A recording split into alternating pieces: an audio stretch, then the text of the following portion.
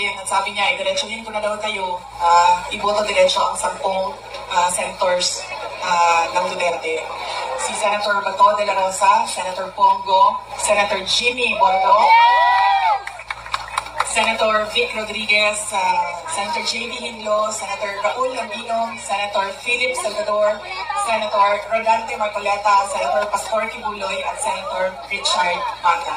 10 yan, no? Yes. Bakit kailangan natin diretso 10 ang iboto?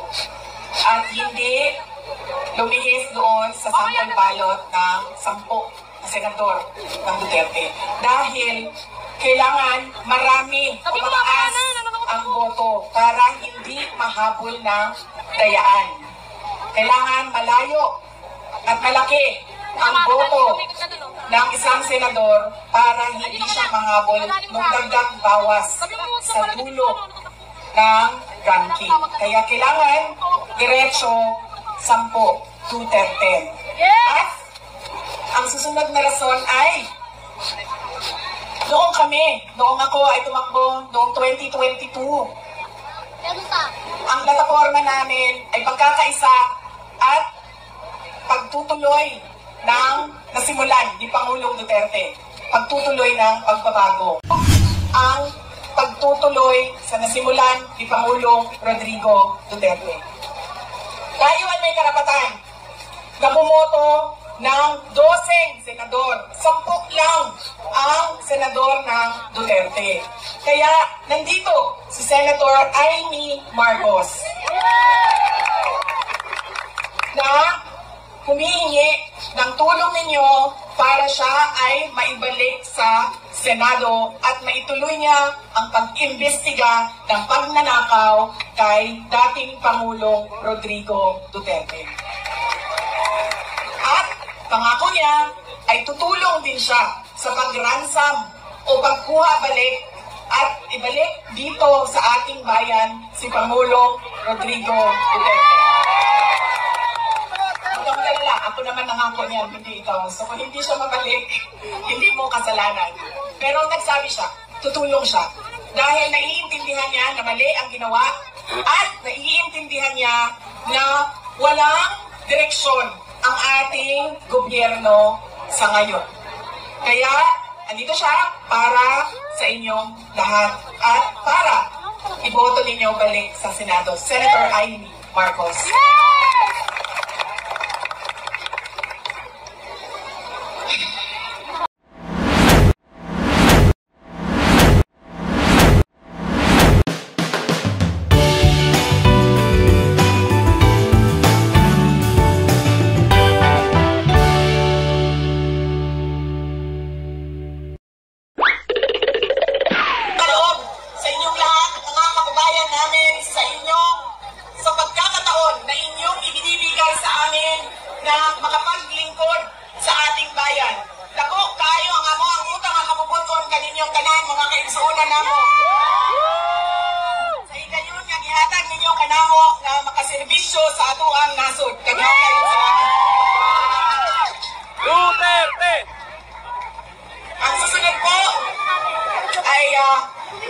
Mangangampanya po ako sa inyong lahat.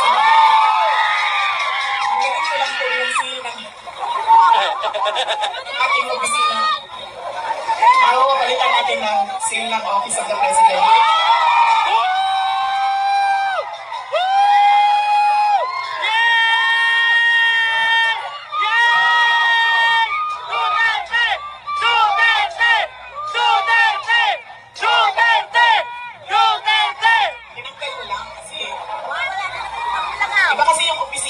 Iba din yung pangangampanya. Pero kung sa Pangulo lang, pumili na lang kayo.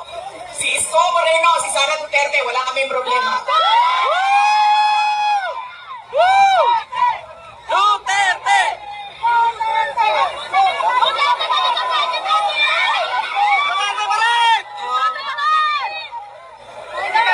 Bakit ba lagi pabalik-balik o paulit-ulit ang problema ng ating bayan? Dahil po, paulit-ulit din yung ugali natin sa pagpili ng ating mga leader. Kung sino yung binoboto natin. Ngayong darating na halalan, marami ang nagtatanong, ano bang pwede naming gawin? Wala naman kaming pera, wala kaming makinarya, ordinaryong tao lang kami na nakatira sa gilid ng daan kung saan subdivision. Pero gusto namin na merong makitang pagbabago sa nangyayari at para sa ating bayan. Una po, ang ugali natin sa pagpili ng ating mga kandidato ay kung sino yung naaalala natin. Sino yung magaling kumanta, sino yung magaling sumayaw, sino yung magaling magpatawa. Yan ang lagi nating naaalala kapag tayo ay boboto na. Hindi na natin tinatanong, ano ba ang pangako niya noon na siya ay tumatakbo? Tinupad ba niya ang pangako niya? Diba? Dapat tinatanong natin ang sarili natin, ano bang nagawa ng tao na ito? Nangako siya, sorry ma'am,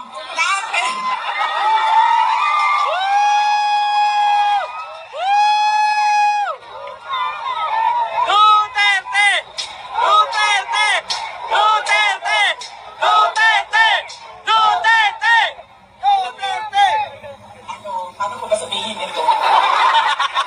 Ganito. Tulad na lang na magkaibang tao kami ni Pangulong Rodrigo Duterte. Si Pangulong Rodrigo Duterte ay hindi si Inday Sara Duterte.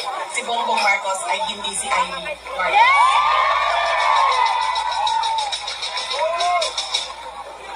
Ito, hindi na ako nagpaalam sa'yo. Sasabihin ko na, sige mo din. Pagkali na lang natin ito. Okay lang sa'yo. Siya natuwa.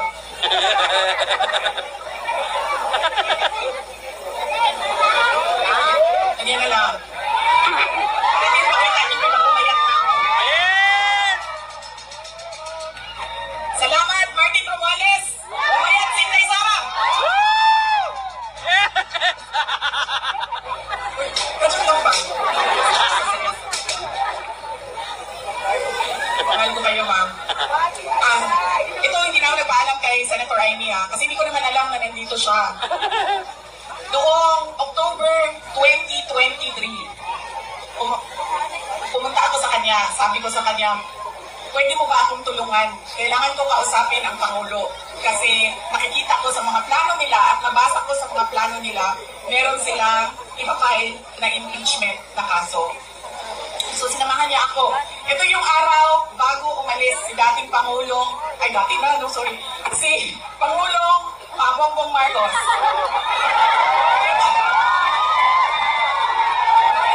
Duterte! Duterte! Duterte! Ayun, ha? Pinatawad ka na namin! Kayo lahat, kailan ang sedisyon? May kaso na kayo bukas. Ito. So, ito yung araw na paalis siya, papuntang Amerika. Pumunta kami, sinamahan ako ni Senator Amy. Siya yung kumuha ng oras ng schedule para makausap ko si BBM. Noong nandun na kami, binanggit ko sa kanya ang impeachment. Pero hindi yung impeachment ang gusto kong marinig ninyo na kwento ngayong gabi na ito. Doon sa pag-uusap namin kaming tatlo lang yun pasensya na silang dalawa. Marites yung nandoon sa harap, silang dalawa. Nag-usap kaming tatlo, nabanggit ni BBM ang pag-amenda ng konstitusyon. At sinabi niya na, madami siya sinabi, pero ang gist ng sinabi niya ay, we will just amend. Kasi English man sila pag-istorya, no? So ako dito, kuya maning English, we will just amend the economic provisions of the Constitution. Nakinig ko at nakita ko talaga na sumagot si Senator ay sabi niya, that is a dangerous thing. Sabi niya, if you open the Constitution to amendments, you do not just open it to economic provisions. You open it for all amendments of the Constitution. At nagsagutan na silang dalawa sa harap ko dahil sa ating Constitution. Kaya yan ang pruweba ko at proof ko sa inyo na magkaiba na tao. Ibang tao si BBM, ibang tao, si Amy Marcos. Okay naman, pwede ka na umalis.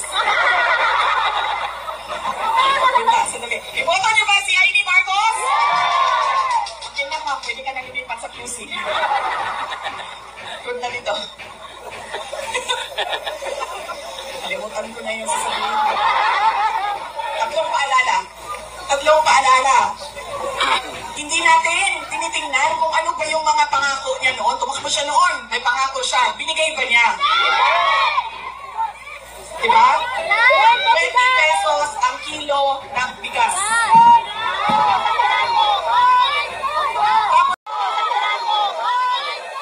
Tapos ngayon, okay na daw. After 3 years, 3 taon ng campaign promise o pangako sa eleksyon, ibibigay na yon.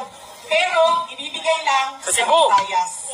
Para bang hindi kayo nagugutom dito sa syudad ng Maynila. At parang hindi nagkukulang ang pera ninyo pambili ng pagkain. Kaya dapat tinitingnan natin. Sumayaw, oo. Kumanta, oo. Bakit hindi? Pero tinitingnan natin. Ano ba ang pangako? Binigay ba o hindi? Bakit hindi binigay ang pangako? Dahil nagsinungaling? O dahil hindi talaga maibigay? Hindi ba ibigay? Ba? Kaya una. Sabi po, wala ibigay. Si Amy. Lagi na lang ba?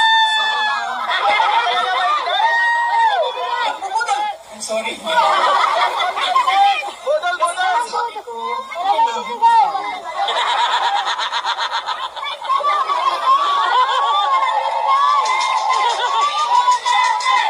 Duterte! Duterte! Duterte! Duterte! alam nyo, yung bangag na yan, hindi naman ako kasi tumawa dahil tinawag siyang bangag. Andun na din, di ba? Kasi sa Bisaya, ang bangag, di ba bangag, bangagan, bangag. Bangag! Oo. Buslot, butas! Pag sinabi mong bangag sa Bisaya, hindi siya, Adik! Butas! Butas! Butas! Buslot! oo. So, hindi talaga ako natawanan, tinawag siyang bangag. Kasi sa Bisaya, ang bangag ay butas. Hindi, at saka sa slang, ang bangag is yung private part ng babae. Diba? Bangagay. Ang pinagtawanan ko, dahil ang rally na yon ay kontra sa pag-amyenda ng konstitusyon.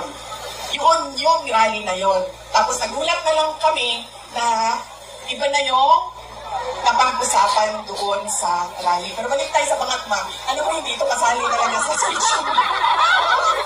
Sinabi sa akin ng partner ng uncle ko na noong hindi pa siya Pangulo, nung senador pa lang siya, ay bumisita sila sa bahay at inalok talaga sila ng droga. Hindi yung wala naman ako sinabi na pangalan. O talaga, alam nyo, may malaki bang tulungan ang Maynila para sa ating lahat? Hindi nila tayo kakayanin ikulong, no? Baka matulad tayo kay President Duterte, nakulong na. Hindi yung partner noong uncle ko. Kinento nila yan sa akin. Ang buong akala ko naman, kasi matanda na, di ba, may edad na, natututo ka na sa kung anong mga mali na ginagawa ng kabataan mo, ay nagbabago yung tao. Hindi ko alam na yun na nga ang nangyari. Kaya balik tayo sa paalala, tingnan niyo muna. Pagkatapos niyang kumanta, tanungin ninyo ang sarili ninyo. Noon, nakinig ako sa'yo. Ano ang pangako mo? Binigay mo ba? Kaya dapat pinag-iisipan natin kung iboboto natin o hindi yung tao. Pangalawa, ito walang makakakontra sa akin dito. Kahit saan man sa mundo. Hindi dahil galing yan sa malaking pamilya ng mga politiko ay automatic ang boto ninyo. Hindi dahil anak yan ng Duterte ay automatic ang boto ninyo. Tama. Dapat tinatanong nyo ang sarili ninyo, ano ba ang abilidad at kapasidad ng tao na ito na maglingkod para sa bayan. Isa sa mga problema natin ay ang political dynasty. Pero hindi ipinagbabawal ang kung sino man ang may gusto tumakbo. Kaya nasa atin, nasa mga butante ang pagkilatis. Duterte yan. Anong abilidad niyan? Anong kapasidad niyan? At sino yan siya? Pangatlo, at huling problema natin, paulit-ulit, behavior, galing natin sa eleksyon, sa halalan, ay yung palitan ng boto at pera. Dahil, ilang beses na kayo tumanggap.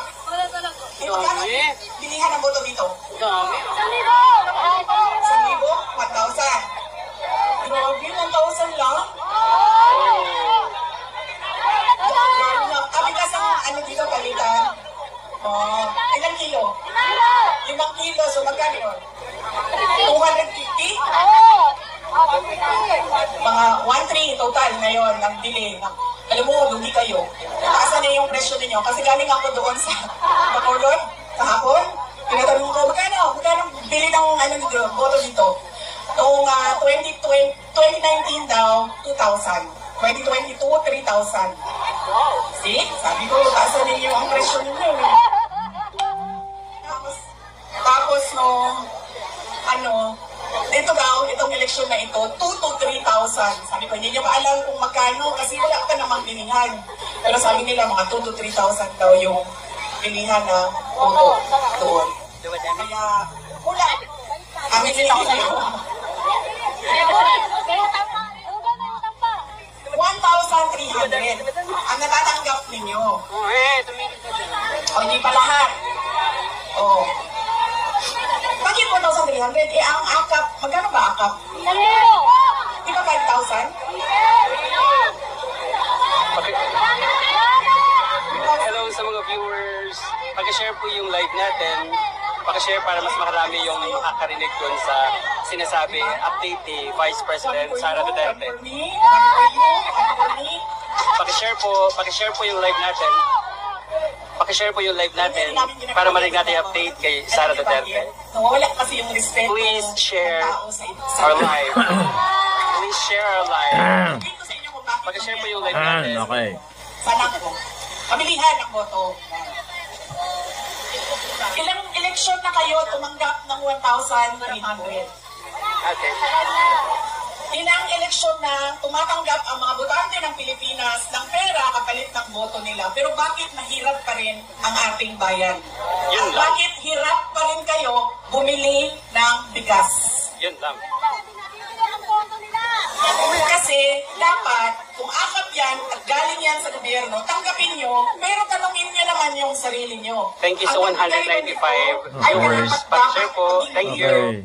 Ng bayan natin. Shout out sa mga subscriber ng DIY KKB Informative. Iposta ko yung isang paa ko, hindi niya pera yan, binigay Thank you sa 200 viewers. niya sa inyo. Thank you po sa Thank you 1,000 sa viewers. 200 viewers. Paki-share po. Thank you. Share and like, subscribe. Ng bayan. Huwag matakot kung iba ang iboto. Dahil unang-una, nakatakot Share, yung iboto share natin. po. At pangalawa, kung sino man yung manalo, na mayor ninyo, na vice mayor ninyo, na konsihal ninyo, na congressman ninyo, ay may obligasyon na tumulong sa taong bayan. Hello sa mga Sino man yung viewers. nakaupo, magbibigay pa rin yan ng tulong Kamay, sa inyo. Kaya, yan ang kailangan ninyong isa-isip. Hindi dahil sikat ang apelido, automatic ang boto. Hindi dahil may kapalit ang aking boto, ay ibibigay ko na. Tama. At, isa, check ko lang, nakikinig kayo. Ano yung isa? Oh, see? Hindi na nakikinig. Nag-distract kami, ganda mo. Ang ingay na katabi ko Respeto eh. yun ma'am pag ano, pag may palitan ng pera. Yung isa ay, wala na nakikinig sa inyo. Huwag ibenta ang boto. Huwag dahil sikat iboto. Sikat. O yun nga, dahil sikat iboto. Ano isa? Ang grabe. Ang dami-dami ninyo. Ano walang maalala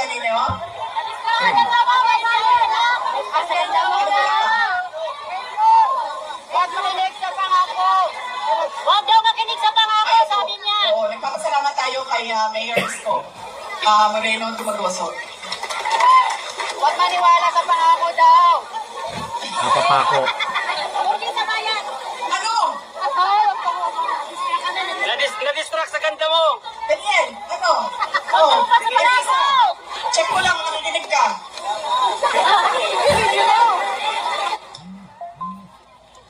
Notification. Oo, nakilay ko ha, drawing lang ito. Drawing lang ito. Kanina, sinasabihan ko yung gumagawa ng mukha. Sabi ko, alam mo, para akong naglalakad na kilay. Sabi ko, hindi, kailangan mo yan. Kasi pupunta ka ng rally. Doon sa malayo, hindi ka makikita kung wala kang kilay. Sabi ko, ganun ba yun? Sabi niya, oo, kailangan may mata ka, may kilay ka, kasi hindi ka makikita. So yung mga walang make-up at walang kilay dyan, hindi po kayo nakikita. Kita-kita. Kami kayo makikita. Hindi joke yan ha. Kasi ayaw Ang linaw nung sa'yo. ng kilay. Eto! Sa akin din, malinaw. Ang ingay Ano niya. wala? Hindi ko pa sa pangako. Kaya may ingay. Hindi ko pa sa pangako. Hindi marinig si Yanday. May bayang nila. Marami ang nangangamusta kay President Duterte. Kung saan man ako pumupunta, nangungumusta sila lahat. Tapos nagpapasabi pa sila, kanina, meron ilay dyan sa likod na pakisabi, kamusta kay Tatay Digong.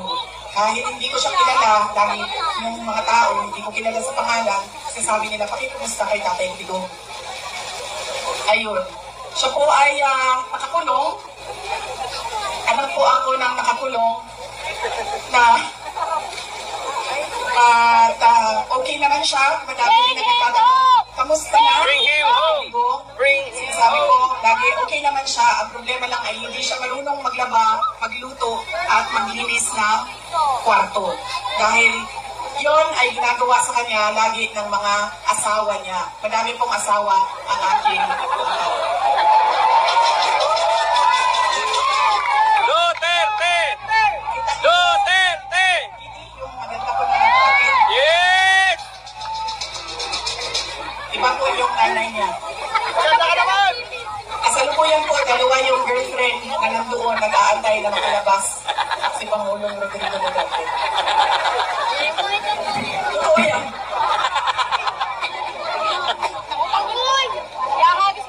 O ma'am, hindi daw nila kinidnap yung hindi daw nila kinidnap si Pangulong Rodrigo Duterte. Hindi daw kidnap ang tawag doon. Sige, okay na lang. Hindi na kidnap ang tawag doon. Ang tawag doon, ninakaw nyo sa amin. Ninakaw nyo sa amin. Bring him home! Rodrigo Duterte. Dahil siya ay propiedad o property ng syudad ng Davao. Dahil siya ay magiging mayor namin doon at kinuha ninyo siya at ninakaw ninyo dito. Pwede na ba yun, ma'am? Hindi daw kidnapping yan eh. Nakawan na lang. Nakaw ninyo. Sa amin. So mga nangangamusta, ay meron kaming maliit na video presentation sa inyo. Sigurado ka ba, ma'am, na hindi ka aalis? Kaya ako nakakalimot sa mga sasabihin ko eh, kasi nalilito ka, ma'am. Ang advice ko lang talaga sa iyo sa panahon na ito at sa darating na mga araw ay pagbalik ka na po ng apelido mo. Ay, sorry, Romualdez pala ang middle name mo.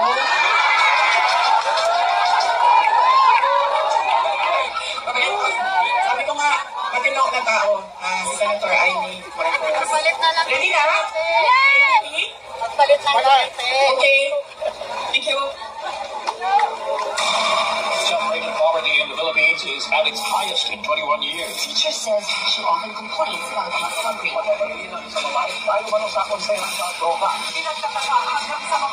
Ang natutulog na maglola. Bugtugin ang dalawang ang bakit yung mga tao gumagamit ng drugs. Eh, meron din sila ayos na pagkakagaya, mga batang nagraragi ng kalat sa gitna ng daan. Mga tao pinagbabaril habang bibili ng pagkain sa karinderya. Alam sa social media ang video ito na pamamagitan sa mga pinagbabaril. This J. Scavenger. Ang trabaho ang suspect at gumagamit pa Good luck sa atin lahat. Sa halip na tutukan ang tumakalabas itmura ng mga Pilipino. Krimen, droga at korupsyon. Mas iuna ang sariling interes at kastiman sa kapangyarihan. Itinapong palabas ng bansa ang nag-iisang Pangulo na siyang tunay na nagmahal sa bayan.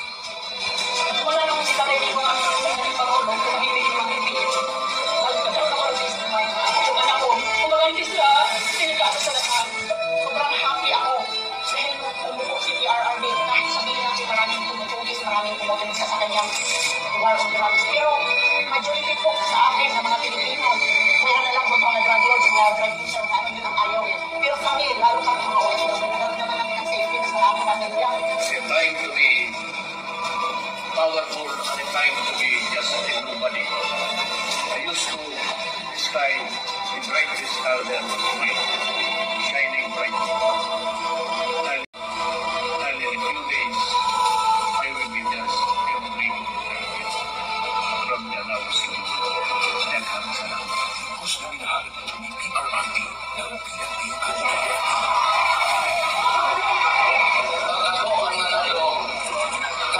Drogado ang sweldo ng pulis pati yung Sinabi niyo pala ang gagamitin laban sa kanilang dating Commander-in-Chief.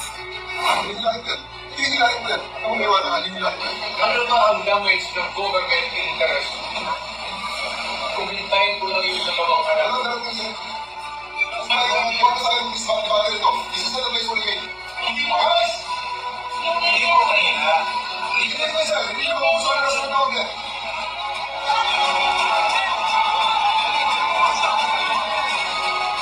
Nabigyan sa serbisyo ang iba dahil sa order na isang bagag na nabubulong sa kanila.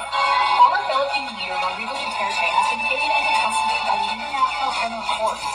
Ang simula ng paghihap ng damdamin ng mga Pilipinong nagmamahal kay Tatay Digong. Sumingaw ang sambayanang Pilipino. Bring PRRD home.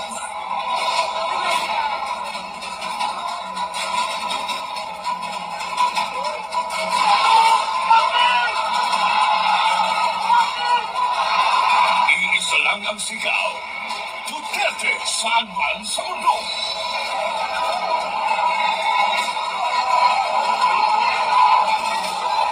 Nagagalit ang taong bayan dahil ramdam ng lahat na walang nagawa ang administrasyong ito. Ayaw ang asikasuhin, hindi sariling bikinin.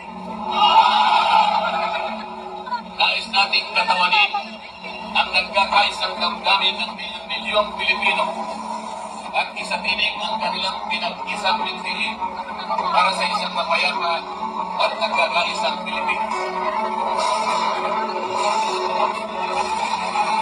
Hindi patapos ang pagbiyak ng mga puso natin dahil nagpapatuloy pa din ang kasamaan habang nalulubog na ang inang bayan. Ikaw at ni Marcos ang atong gold reserves. Sa pagpapatuloy ng oral arguments sa 89.9 billion peso transfer ng pondo ng Philippine Health Insurance Corporation sa National Treasury. Muling binusisi ng mga maestrado ang paggamit ng ahensya sa pera mula sa mga kontribusyon ng mga miyembro nito. Aminado ang Doria PSWD na walang listahan para sa mga beneficiary ng ayuda sa kapos ang Kita Program o AKAP. Sa tuloy na sila na naggamit na sa politika at AKAP. Hindi na pala 7-7, pero pang 30-30-30. Yung 30-30 naman, kung ikaw ang host ng sorting, you get 30 million, 90 million lahat yan, 30 million eyes or AKAP, 30 million na light, at 30 million na upat. Sa kanyang 15 taong karanasan bilang kongresista, ngayon ang nakakita ng Davao City Representative Isidro Luna ng ganitong sistema sa Bicameral Conference Committee. Ang tinutukoy niya ay ang mga blankong line items sa Micah Report ng 2025 National Budget na hangin laman sa batas. Particular dito ay ang missing budget amounts sa Department of Agriculture at ang program funds na hangin bilyon sa talaga. Na-promote pa nga ang mga instrumento ng panghihinap kay PRRD. Police Brigadier General Chief Fajardo and family. The Chief of the PNP and his family to join the President for a photo opportunity. Walang titigil para sa Bayan. Julia, maybe when I say my farewell, if I get to live in the last day of the term, I'd like to say something and maybe I'll cry. Gusto kong umiyak ba rin? Kasi hindi ko anong taong binigay nila ng pagmamahal sa akin. Ito. You can save the Philippines. And now vote Duterte.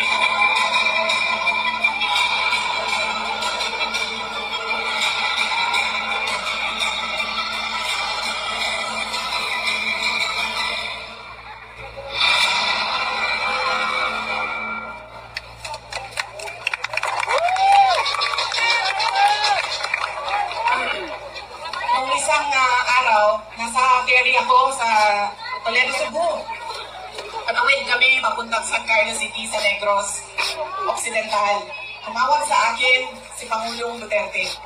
Sabi niya sa akin, idiretso ko na daw na sabihin sa inyong lahat na siya ay nakikiusap na iboto ang 10 kandidato ng Duterte. Diretso. Mamaya, ma'am, idagdag kita. Sandali lang.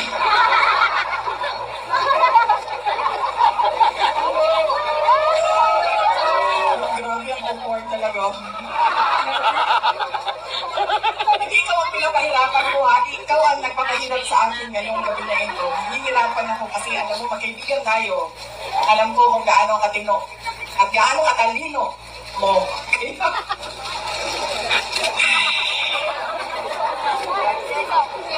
Yes, ma'am. Ay, okay lang, ma'am. Thank you. Thank you. Na ano kasi ako, ma'am, na malunod gani. So, gana. Nahihirap ako sa hangin, ma'am. Pag may hangin. O, nahilo. Tumawag siya sa akin at sabi niya, idiretsuhin ko na daw kayo. Iboto diretso ang 10 senators ng Duterte. Si Senator Bato de la Rosa, Senator Pongo, Senator Jimmy Bondo, Senator Vic Rodriguez, Senator J.B. Hinlo, Senator Raul Lambino, Senator Philip Salvador, Senator Rodante Marcoleta, Senator Pastor Kibuloy, at Senator Richard Mata. 10 yan, no? Yes. Bakit kailangan natin diretso 10 ang iboto? At hindi lumihis doon sa sample ballot ng 10 na senador ng Duterte. Dahil kailangan marami o mataas ang boto para hindi mahabol ng dayaan. Kailangan malayo at malaki ang boto ng isang senador para hindi siya mahabol ng dagdag bawas sa dulo ng ranking. Kaya kailangan diretso 10 to 10. At ang susunod na rason ay noong ako ay tumakbo noong 2022. Ang plataforma namin ay pagkakaisa at pagtutuloy ng nasimulan ni Pangulong Duterte. Pagtutuloy ng pagbabago. Unity at continuity.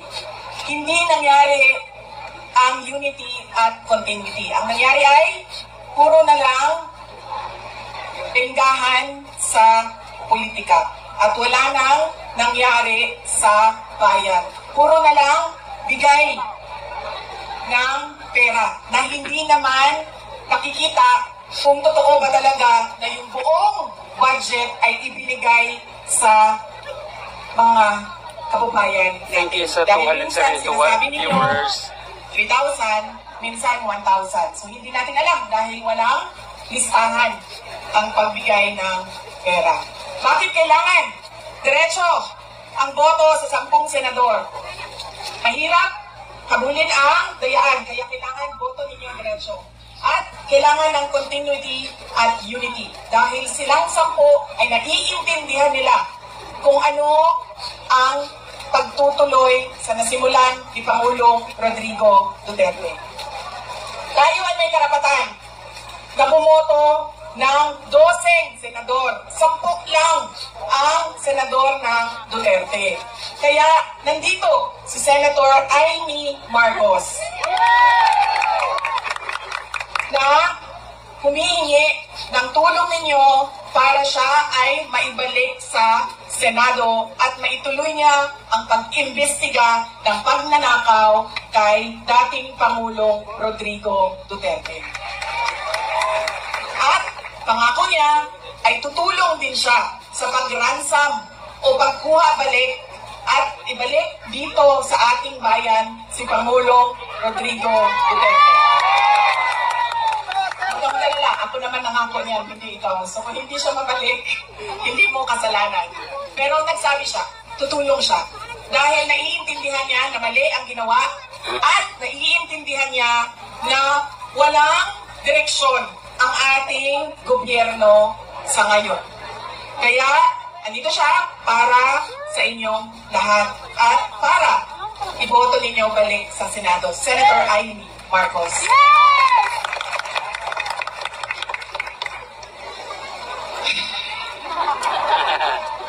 So, ang nakalimutan ninyo kanina ay yung pangako. Sabi ko, di ba? Check ninyo ang pangako kung natupad pa bago ninyo iboto ulit. Yan yung pag-check niyan ba, parang yung politiko ba, parang boyfriend yan ba? Diba? Pa-share po, pa-share yung like Pa-share lang Thank you. sa DIY KKB po. Sasabihin sa iyo ang lahat, bibigay sa iyo ang lahat, sasabihan ka, ano sasabihin, ma'am? Hindi kita iiwan, ano pa? Mahal kita. Ano pa? Mahal kita, pabayaan. Magpakailanman. Ikaw lang, isa. Habang buhay! Habang buhay. Hindi kita papaiyakin. Pero anong ginawa nila sa inyo? Pinayak kami! Iyak, Iwan! iniwan, Pinabayaan! sinaktan. Pinaasa. Pinaasa! Ganyan. Ganyan ang isipin ninyo, ang pili ninyo ng mga kandidato ngayon.